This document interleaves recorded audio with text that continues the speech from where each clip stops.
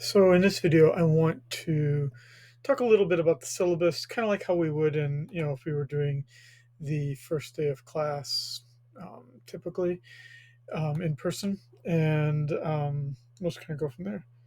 Look, you can see me here, and you can see me here. So let's just start off with the overview of what you would see, right? So if you log into Lalima, I'm not going to go through a lesson of how do you log into Lalima. I'll assume you know how to do that. Um, I just want to, um, kind of just talk about how did I organize things. So the very first thing you would do is go to this right here, Syllabus Introduction, How to Navigate the Course. You would watch this introduction video I made just for our class. And then we would have the syllabus document, which you can download and which I will talk about right now. Okay, so this is intermediate micro economics. This is the follow up to Econ 130. Uh, this is kind of um, how do I put this nicely but also truthfully? This is what I would call a make or break course. And by that I mean, you took Econ 130 and 131, and economics seemed really interesting. Maybe micro more than macro, maybe macro more than micro. Um, but the way that we talked about things in the principles course is we did some definitions. We focused a lot on definitions, and then we did some kind of simple graphs. And the way that things change when we're dealing with this course 301 or Econ 300, intermediate macro, is that we go beyond just basic simple definitions. We focus more on models, and there's more maths involved as well. And so when I say it's a make or break course, it's not that the difficulty of the material is so much harder that not everyone's going to pass. That's not what I mean. By make or break, what I mean is that if you find this course still interesting, then you really should continue on your path of being an economist.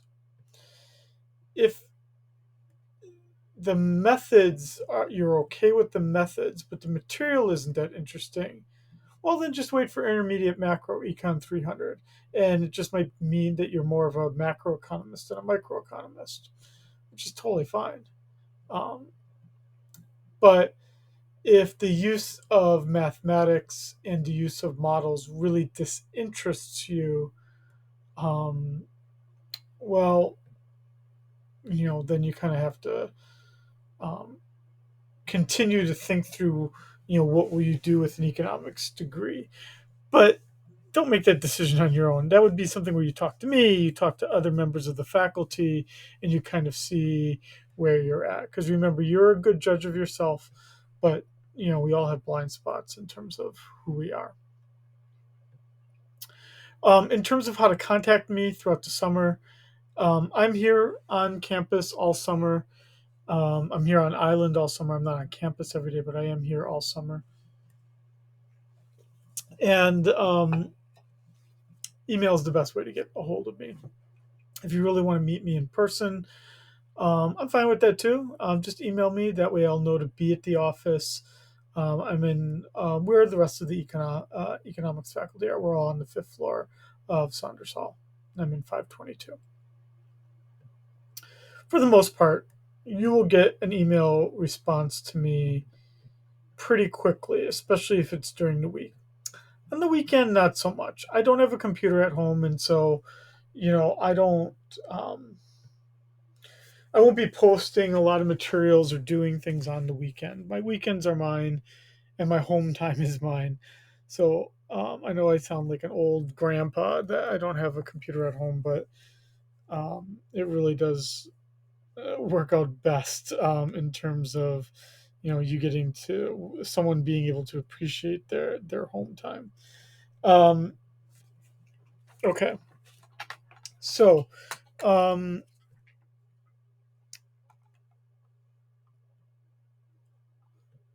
let's talk about the description of the course.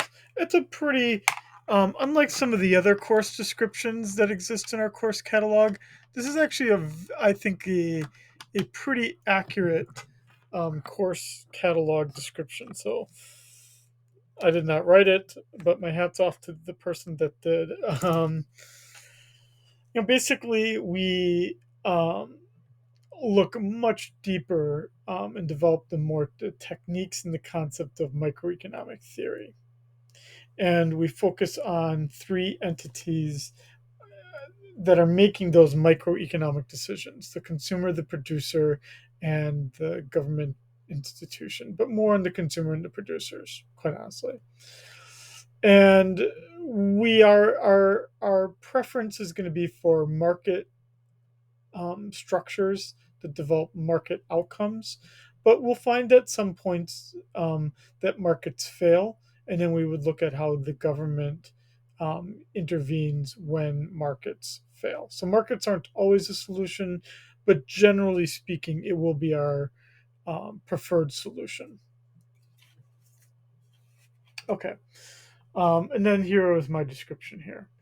Is that basically, we can divide, and this is, what I wrote. It's my interpretation of what this is. And that basically, uh, you know, given that we have only 6 weeks in this course, my sense is that we can split everything into um, two parts. In the first part, we'll do just a very, very brief review, and we'll then look at the consumer side of things.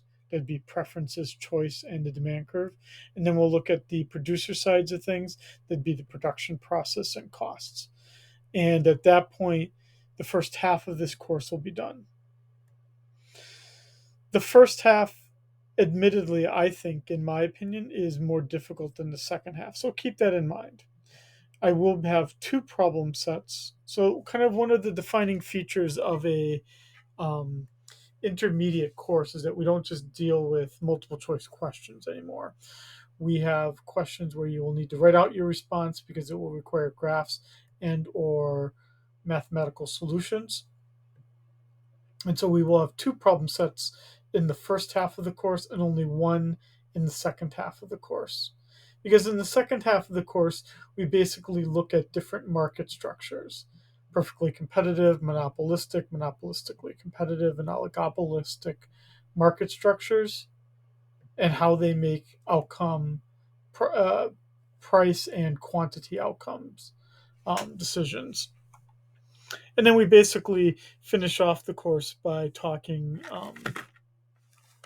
um, a bit about how markets basically can fail from time to time, and that would be markets where we don't have complete information and markets where we have public goods.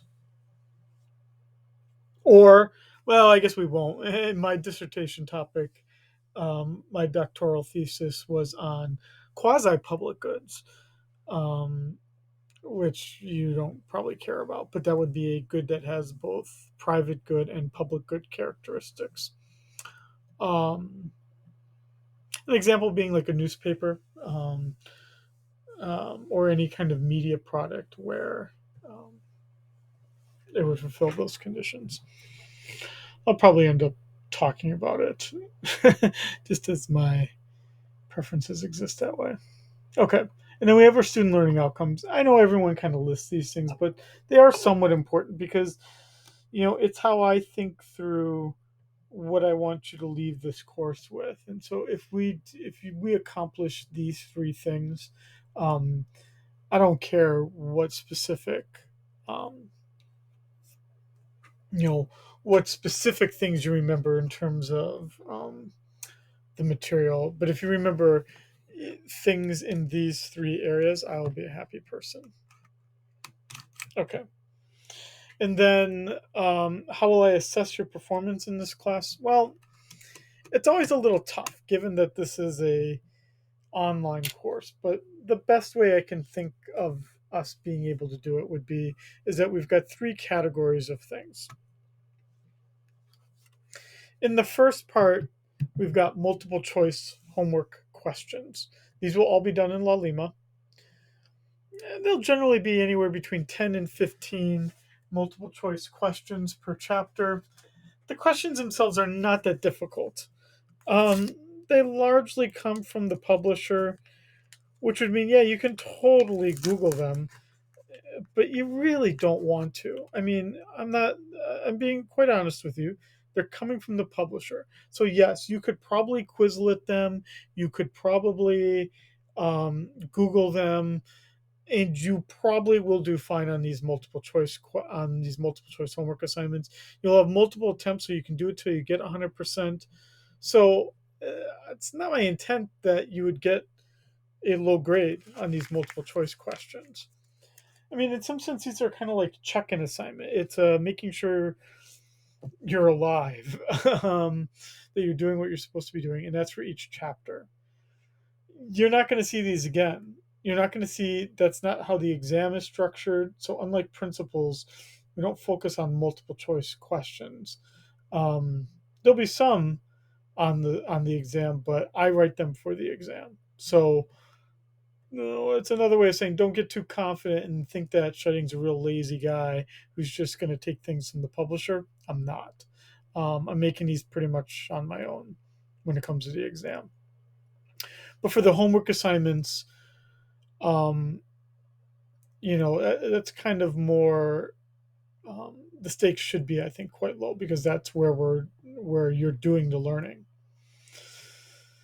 And then we've got the problem sets. Now the problem sets are more difficult because um, you'll never feel confident about your answer, and that's probably the best way to describe why they are challenging. It's not that the material is challenging, it's just that you never know if you got it right or not until I give you the explanation, and I will, but you'll just never feel confident until you get to that point. And then what the exam represents, of which we'll have two, is kind of the combination of those two things. A few multiple choice questions that I've made, but not many. And again, I'll have made them. And then questions that are kind of like inspired by the problem sets. Okay. And then the textbook we'll be using the Pindyke and Rubenfeld text. Um, there's really only three good intermediate micro theory textbooks out there, in my opinion. There's the Varian text, which individuals use as if they're preparing for graduate school. There's the Nicholson textbook, which you use if you don't like Varian. And then there's Pindyke and Rubenfeld, which is, I think, a little bit more approachable, and especially since calculus is not a requirement or a prerequisite for this course, I just think that it's a bit less intimidating. And so, um, yeah, we'll just use the Pindyke and Rubenfeld text. You do not need to buy this textbook. You don't need to buy it because I kind of found a digital copy online, and you'll see that for every chapter, I kind of just snagged you a little copy right here, which you can then just download by clicking this link right here. And then you can do your reading. Hush, hush. Classroom policies. This is kind of a de facto statement that I use across all courses. Here's the best way I can describe this classroom policy. Um, Especially if you've had me before, I try to be fair to everyone, and that is my biggest goal. I don't get I'm sure as a student you encounter all different types of professors.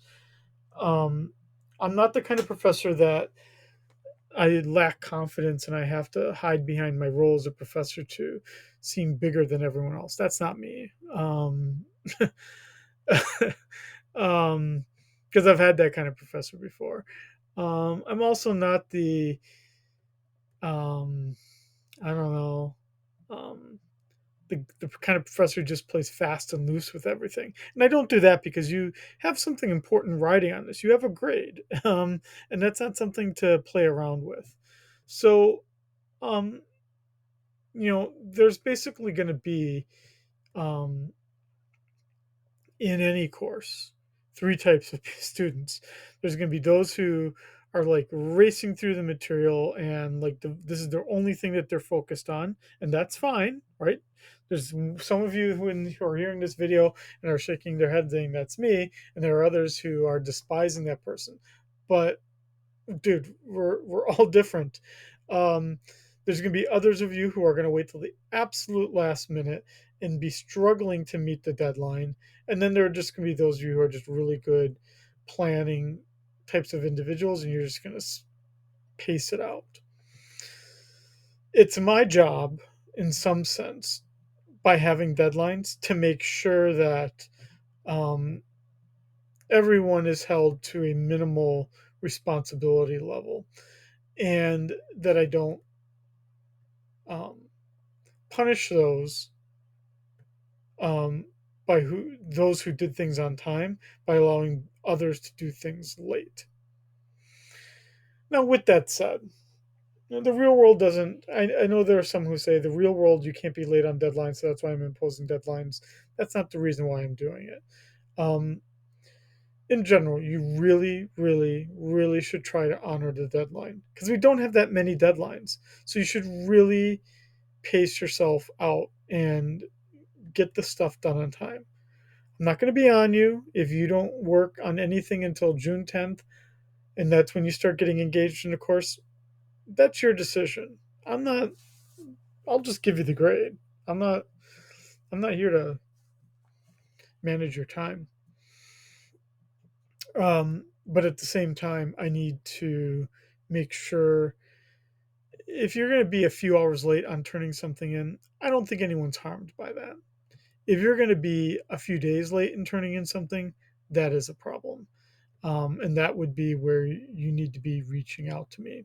And the biggest thing I can say about these classroom policies is if you reach out to me sooner, there will not be an issue. If you already know your grandmother's having a big 150th birthday, and it's the same weekend as things are due, well, you could either try to work ahead or maybe I can give you a little bit extra time. But you knew this birthday was coming for 150 years. Yes, I know no one lives 150 years, but you get what I'm saying. And yes, the unexpected happens. Um, Absolutely, the unexpected happens. But we only have 6 weeks to work with here, too. So I can't be overly generous. Just reach out to me. That's the biggest thing I can say. Academic integrity, the work you turn in needs to be your own. I'm not denying that the internet exists. I'm not denying that you can Google things, as I even said with the homework assignments, the multiple choice questions. I'm not naive. I know you will be looking up stuff, but also know I will know if you are looking up stuff. Um, is not so much with multiple choice questions, but certainly it will be evident to me in the problem sets, and certainly it will be evident to me in the exams. Um,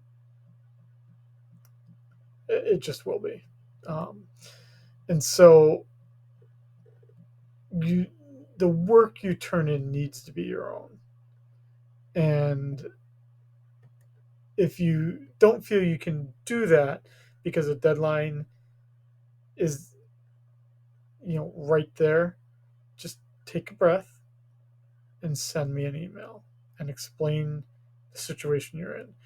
Cheating should not be the shortcut to meeting a deadline. If that's the case, I don't give a fuck if you meet the deadline or not. I'd rather read work that's your own, turned in late, than work that is just copied and pasted from something else and it's turned in on time. Accommodation, you would know if you're in this situation. So I do usually get a notification from the program but I don't typically do anything with it until you reach out to me. So if you are in that situation, you then need to follow up with an email to me telling me what you need, and then I kind of adjust things. The grading scale that's given to us by the university. And then we have our course schedule. So what you can see here for part one of this, so basically the course is split into two parts. And here in this first part, we're basically going to chapter one and two are basically review chapters. There'll be a short homework assignment with them, but there's really not much going on in chapters one and two. It's three, four, five, six, and seven. Those five chapters where you will be seeing the new material and you'll be working through the material.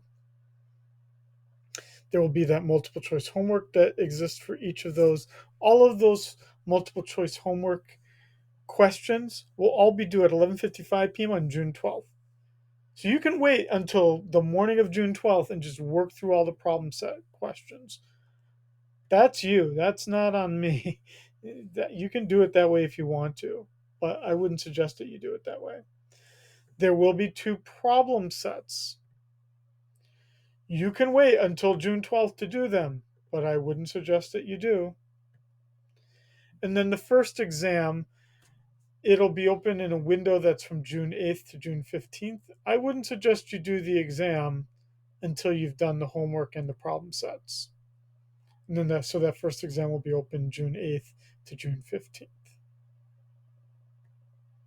Okay. Then we get to the second part of this course, which then consists of 6 chapters of just material again and the same kind of structure. Homework assignments, and there's only one problem set for this part that will all be due on June 28th at 11:55 p.m. And then the exam will be available from June 26th all the way until July 1st. Okay, so that's the syllabus. Um, and then I'll just make another video now that will walk through the Lalima site.